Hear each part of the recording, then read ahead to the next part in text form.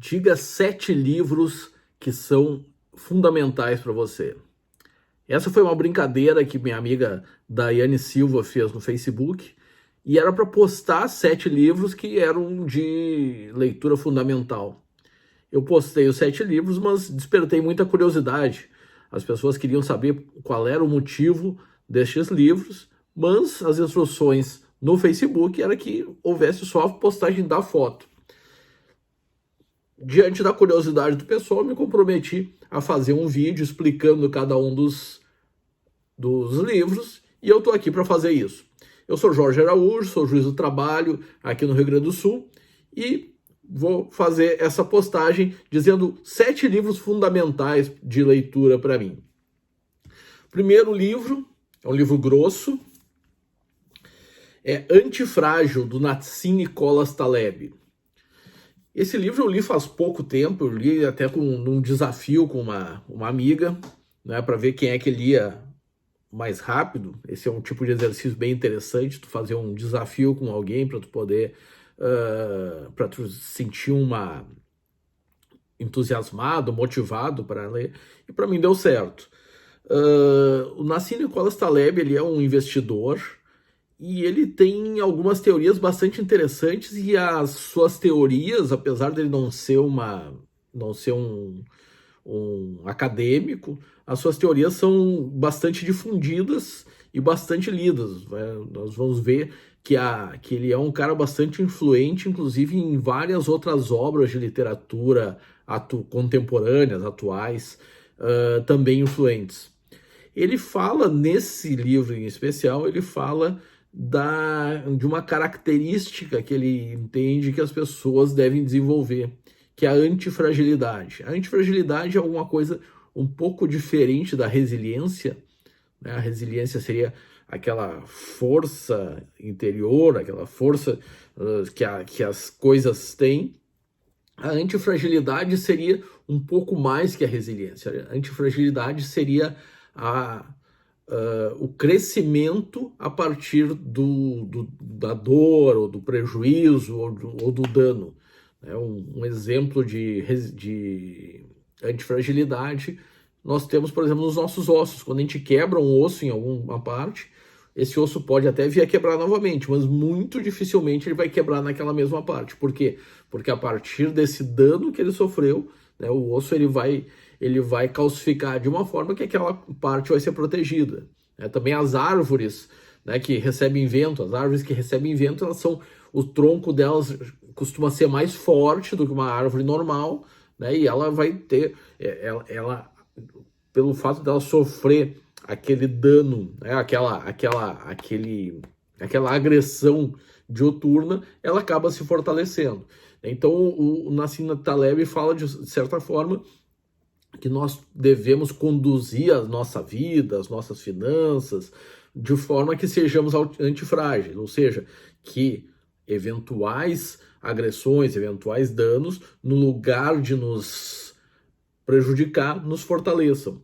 Só para dar mais um exemplo, né, disso, ele usa a questão em relação a ele mesmo de como escritor, como personalidade, de que se ocorresse em alguma situação dele ter um atrito, ter uma treta, que a gente costuma falar, com alguma outra pessoa, essa situação, no lugar de prejudicar ele como personalidade, prejudicar as vendas dos livros deles, pelo contrário, faria com que essas vendas crescessem. Então a gente vê hoje em dia que muitas personalidades da internet, principalmente, eles acabam se envolvendo em algumas confusões, né, tretas, né, que a gente chama, né, aquelas brigas em relação a determinados temas, mas por quê? Para eles poderem crescer e ganhar projeção. É o velho, fale bem ou fale mal, mas falem de mim. Esse então foi o Antifrágil, do Nassim Nicholas Taleb. Próximo livro esse já é um livro bem antigo, O Gênio Egoísta, do Richard Dawkins. Esse livro ele tem uma influência grande no pensamento científico, e para mim ele tocou bem fundo. O Dawkins ele fala nesse livro que os organismos vivos, né, as espécies em geral, ser humano, elefante, a samambaia, o rato, a lesma, sei lá, a abóbora, eles são, na verdade, ferramentas, instrumentos de proteção do gene. A teoria dele é bastante interessante. Ele diz que, na verdade, a unidade básica, o ser básico que existe no nosso planeta é o gene. E todas as espécies que nós temos, né, os seres vivos, todos compostos de um código genético, esses seres vivos, eles têm as suas características, as suas condições. O ser humano tem inteligência, os felinos têm velocidade, o pasto é comestível, sei lá, né, todas, né, cada um dos seres vivos da Terra desenvolveu determinadas qualidades para manter o seu gene, né, para o seu gene manter, se manter confuso, para esse gene se manter existindo, né? Por exemplo, e daí algumas situações a gente acaba dizendo, não, mas isso aqui não pode ser. Por exemplo, mas é um exemplo bem interessante. Animais que são, entre aspas, comestíveis, né? O ser humano, não só animais, como também vegetais, o ser humano produz alguns, aliás, cria e domestica, ou foi domesticado por alguns animais, né? Gado, ovelha, peixe, né? Vários tipos de animais, o ser humano chega a criá-los para se alimentar deles, né? Então, esse ser comestível, ser domesticável, foi uma estratégia que o gene daqueles animais tomou para persistir para continuar se multiplicando, para persistir. E por gene, é importante isso também, por gene, o Dawkins, nesse livro, para essa situação, ele não quer dizer exatamente uma informação genética, pode ser também um conjunto de informações genéticas, né? Então, o gene, na teoria do Dawkins, para essa situação do gene egoísta, ele pode ser um conjunto de informações genéticas que, né, a natureza quer que prevaleça. Então, qualquer estratégia que faça com que esse gene permaneça é uma estratégia válida e é uma estratégia que, vamos dizer, bem sucedida. O Dawkins, nesse livro, ele fala mais a seguir numa outra forma de informação, né, depois do gene, que seria o meme. O meme, nesse caso, não é aquela coisinha engraçada que a gente coloca às vezes na internet, mas o meme para o Dawkins seria uma informação, uma fração de uma informação em relação a uma ideia. E esse meme teria uma capacidade de replicação e ele também teria praticamente uma vida própria.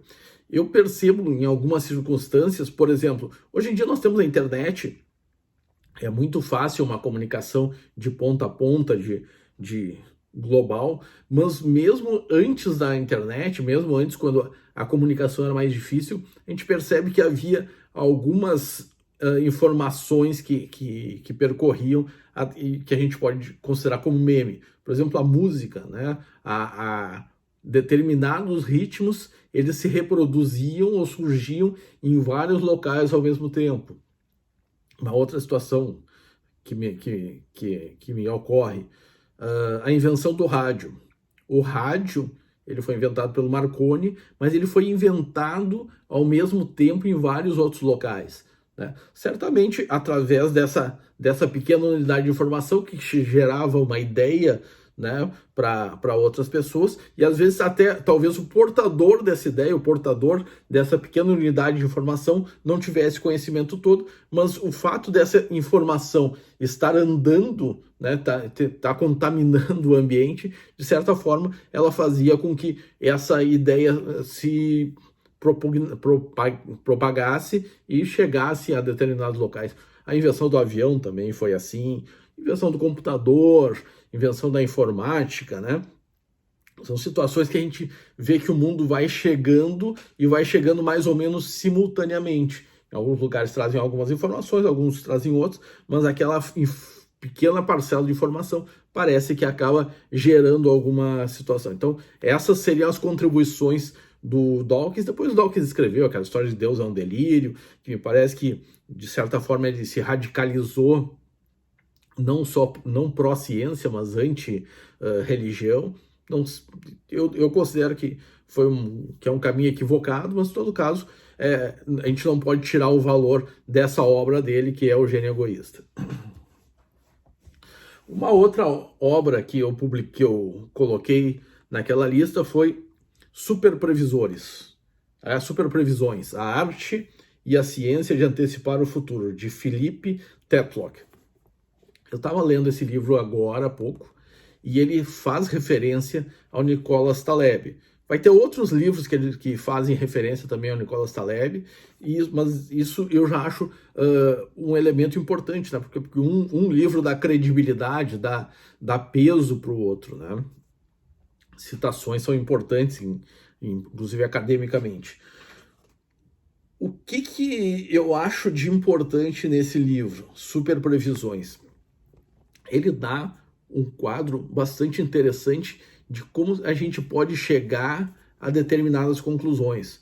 Então, por exemplo, em quanto tempo vai terminar essa pandemia que nós estamos vivendo? Então, a partir daí, ele apresenta algumas técnicas a partir das quais a gente pode fazer previsões. Então, o que ele sugere? Não, vamos fazer pesquisas, a partir do momento que eu tenho essa pergunta para mim, que eu tenho essa questão, há quanto tempo vai durar a pandemia, eu vou começar a ler, eu vou começar a tomar informações que me abasteçam de uma resposta mais ou menos plausível, né? O que eu percebo em relação principalmente a previsões é que as pessoas têm um certo preconceito em relação a previsores. Então, se eu faço uma previsão de, por exemplo, a pandemia talvez dure 2 anos ainda, geralmente muitas pessoas vão dizer assim, então tu queres que a pandemia dure 2 anos. É bastante diferente, né? Nós sabemos que é bastante diferente eu prever que determinada situação vai ocorrer e eu querer que determinada situação ocorra. Eu quero que a pandemia termine amanhã, mas eu temo que isso vá talvez levar 2 anos. Né? Por que eu sei isso? A partir de algumas informações, né, da peste negra, de outras epidemias, do fato de que uma vacina o desenvolvimento de uma vacina vai levar cerca de 1 ano e meio, segundo dizem os cientistas, que, por exemplo, a peste negra, quando ocorreu, houve várias retomadas, ou que é necessário que 60% da população tenha sido contaminada e tenha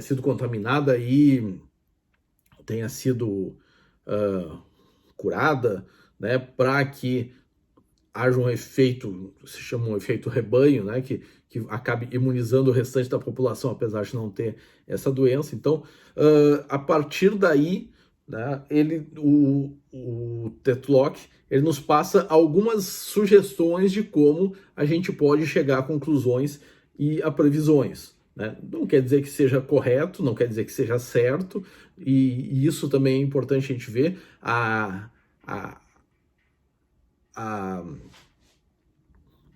a teoria dele, ou a sugestão de procedimento, leva em conta também a mudança de opinião, né? Então, se hoje eu digo que a pandemia vai durar 2 anos, eu posso amanhã, a partir de novas informações, eu posso dizer que não, a pandemia vai durar 1 ano, ou vai terminar depois de amanhã, né? Então, outra questão relativa às superprevisões é que quem prevê, né, que quem faz uma previsão, ele não se vincula à primeira previsão. Ele vai fazer previsões sucessivas até chegar a uma realidade. Isso é bastante importante.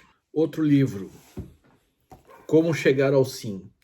Esse livro aqui, ele comporta tranquilamente uma live inteira, comporta um curso, comporta uma disciplina inteira, um mestrado. Esse livro, ele é o resultado de um projeto da Universidade de Harvard para sistematizar o que os grandes líderes faziam para obter bons resultados em negociações. Então, algumas das suas conclusões, foque em interesses, não em posições, combata ideias, não as pessoas, foque nos problemas, não nas pessoas, né? Então, são várias regras que quem tiver o conhecimento, mesmo que ambos tenham conhecimento, se vai chegar a excelentes acordos, a bons acordos, acordos em que as partes vão sair ambas vitoriosas ou não vão perder tanto quanto em um litígio não negociado, né? A gente percebe muitas vezes que as pessoas se desgastam em processos demorados, né? Tanto processos judiciais quanto outros tipos de processos. A gente percebe que as pessoas às vezes se aniquilam, né, um ao outro em processos extensos sem uma solução adequada, né? E esse Como Chegar ao Sim talvez não seja a melhor forma de solucionar, mas até agora é uma das melhores formas. Ela nos traz elementos muito bons para se chegar a bons acordos quando é possível fazer acordo, né? Há situações em que o acordo de fato não é possível, há situações em que as partes não estão prontas para conciliar, ou quando não é perfeitamente negociável, né? Por exemplo, não negociar com terrorista, negociar com criminosos, não é negociar, né? Tu tem a velha história, o cara me roubou um pacote de bolachinha, eu devolver para ele, eu negociar com ele metade de um pacote de bolachinhas, não é razoável. Mas quando é possível, quando é razoável negociar, esse elemento, né, essa obra nos traz bons elementos, bons critérios para uma boa negociação. Este outro livro aqui, Inteligência Visual, é um livro que foi indicado por uma amiga que já a partir das minhas próprias características, e é um livro de uma... eu não me lembro agora, mas essa Amy Herman, ela se propôs a ensinar arte para o pessoal do FBI. E ela disse que a partir do ensino da arte, ela ensinaria eles em relação a observações, a observar melhor, a entender melhor, a compreender melhor cenários, por exemplo, cena de crime, situações, né, desse sentido. A arte, né, o conhecimento da arte favoreceria com que os agentes do FBI tivessem uma melhor percepção das coisas. Esse livro é muito interessante, principalmente a ponto de nos ensinar a perguntar, a duvidar, a questão, principalmente, que eu estudo, que é a questão da prova testemunhal. Nós, às vezes, como juízes ou como advogados, nós temos uma percepção equivocada do que a pessoa pode, através da memória, recordar. Então, aqui a gente consegue perceber algumas coisas a partir de obras de arte, de algumas situações, a gente consegue perceber que a memória nem sempre é aquele filme, né, ou aquela fita VHS que a gente bobina, rebobina e traz de volta informações, né? Então, a memória é algo muito mais complicado e esse livro ele nos traz muitos insights interessantes em relação a isso. Por isso que eu recomendo esse livro. Outro livro, penúltimo livro, Rápido e Devagar, Duas Formas de Pensar. Esse cara aqui, Daniel Kahneman, é um psicólogo e ele ganhou o Prêmio Nobel da Economia por conta desse livro. O que ele fala? Ele fala que nós, seres humanos, temos dois sistemas de pensar. Nós temos um sistema automático, um sistema rápido, né, que nos permite tomar decisões de uma forma muito mais resumida, muito mais célere, muito mais rápida, e um sistema 2, que é um sistema mais refletido, um sistema mais vagaroso de pensar, que tem que ser acionado voluntariamente e que nos permite tomar decisões mais sensatas. Então, esse livro aqui também é referido pelo Nicholas Taleb, né? E ele também faz referência a Nicholas Taleb, e ele nos faz pensar muito sobre a teoria da decisão. Então, em muitas circunstâncias, a gente pensa ou acredita que a decisão ou que o juízo de determinada situação vai ser puramente racional e que nós trazendo elementos racionais, de razão, nós vamos conseguir obter uma decisão também racional, mas ele nos traz essa triste notícia. Em algumas circunstâncias, né, esse sistema 1, estando em funcionamento, ele é um sistema mais irracional ou mais primitivo, e ele nos faz tomar decisões não baseadas em razão, mas baseadas em emoções ou baseadas em heurísticas anteriores, né? Muitas vezes erradas, né? Mas pelo menos mais rápidas, né? Tem até aquela piada. Qual é a tua grande vantagem? Eu faço contas muito rápido. Daí dão uma conta para ele fazer, quanto é que é 30 vezes 19? Daí assim, 148. Assim, não, mas está errado. Assim, eu não disse que eu era certo, eu disse que era rápido. Então o sistema 1, ele tem essa questão. Ele nos traz respostas rápidas, mas não necessariamente certas. O que, evolutivamente, daí a gente volta lá para o gene egoísta, evolutivamente, em certas circunstâncias, trouxe benefícios. Por exemplo, se eu vejo uma coisa se mover no meio da grama, eu ficar pensando, racionalizando assim, mas será que é uma cobra? Será que não vai ser alguma outra coisa? Isso não é útil para a evolução. Então, o nosso sistema 1 evoluiu a partir da nossa sobrevivência, né? Ter alguns preconceitos, ter algumas decisões fora do racional, ajudou a nossa evolução, nos ajudou a chegar até aqui. Agora nós temos que ver se nós podemos ou precisamos continuar usando do sistema 1, né? Ou se a gente consegue usar o sistema 2. Então, em muitas circunstâncias, a gente tem que chamar o sistema 2 para a memória. E a gente conhecer, a gente ter conhecimento dessa situação. Olha, existe um sistema 1, existe um sistema 2. Será que eu não estou usando o sistema 1 quando eu deveria usar o sistema 2? Já nos ajuda. E para vocês que são advogados, ou para vocês que são negociadores, que querem convencer alguém, ou um vendedor que quer convencer alguém, é importante a gente saber se a gente tem que falar com o sistema 1, se a gente tem que falar com a emoção, né, com o coração, ou se a gente tem que falar com o sistema 2, que é o cérebro.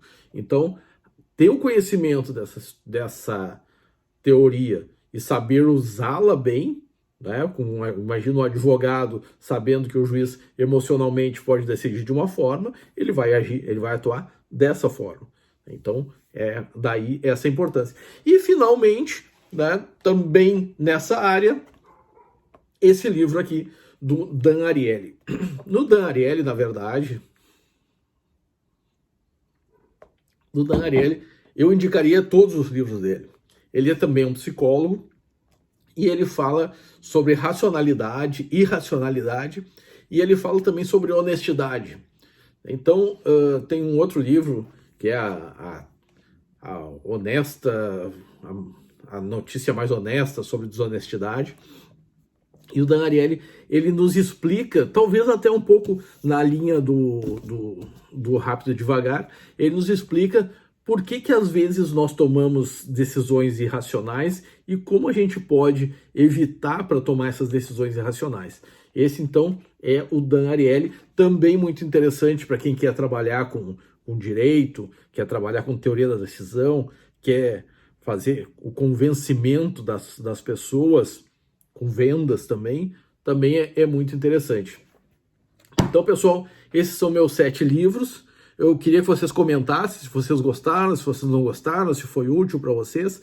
Comentassem também quais livros vocês já conheciam, quais vocês já leram, ou se vocês quiserem também, eu vou odiar muito, mas eu vou querer que vocês me recomendem livros. Eu tenho dificuldade em recusar recomendações, então eu já advirto que se vocês me recomendarem muitos livros, vocês podem me causar um grande prejuízo. Mas eu vou agradecer muito se os livros forem bons. Pessoal, era isso que eu queria apresentar para vocês. Agradeço muito, espero os comentários e se vocês gostarem, eu vou postar mais vídeos nesse sentido. Se não gostarem, daí é só botar um dislike. Não, eu espero que não, né? Obrigado e até a próxima.